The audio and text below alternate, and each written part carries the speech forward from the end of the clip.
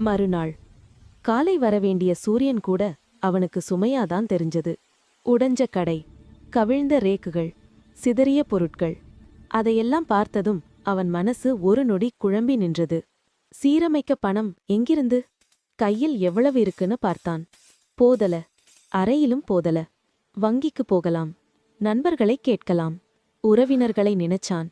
அந்த நினைச்சதே மனசு வலிக்க. அவன் திரும்பி பார்க்கல. கடைக்குள்ள நடந்து நடந்து நின்றான். ஒவ்வொரு உடைந்த மரத்தையும் பார்க்கும்போது ஒரு கனவு உடைந்த மாதிரி.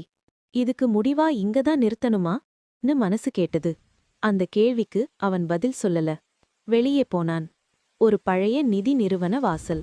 முன்னாடி நின்னு ஒரு நிமிஷம் தயங்கினான். அப்புறம் உள்ளே நுழைந்தான். கடன், வட்டி, கையெழுத்து, ஒவ்வொரு வரியும் அவனுக்கு பாரம். ஆனா வேறு வழி இல்ல.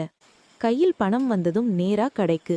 வேலைக்காரர்கள், மரவேலை, ஷட்டர் சீரமைப்பு. காயம்பட்ட கடையாயிருந்தாலும் அவன் அதை அழகா நடத்தினான். சாயங்காலம் கடை மீண்டும் ஒரு வடிவம் எடுத்தது. அவன் உள்ளே நின்னு ஒரு நிமிஷம் ஆழமா சுவாசிச்சான். நாளைக்கு ஷட்டர் திறக்கணும்.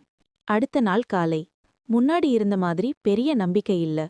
ஆனா பின்னாடி போகாத துணிவு இருந்தது. ஷட்டர் மெதுவா மேலே போனது. ஒரு கஸ்டமர், அப்புறம் இன்னொருவர். நேத்து விபத்துன்னு கேட்டோம், இன்னிக்கே திறந்துட்டீங்களா? அவன் சிரிச்சான். வாழ்க்கை நிக்கல சார், கடை எப்படி நிக்கும்? அந்த நாள் லாபம் பெரிசா இல்ல. ஆனா கடை மீண்டும் உயிர் பெற்றது.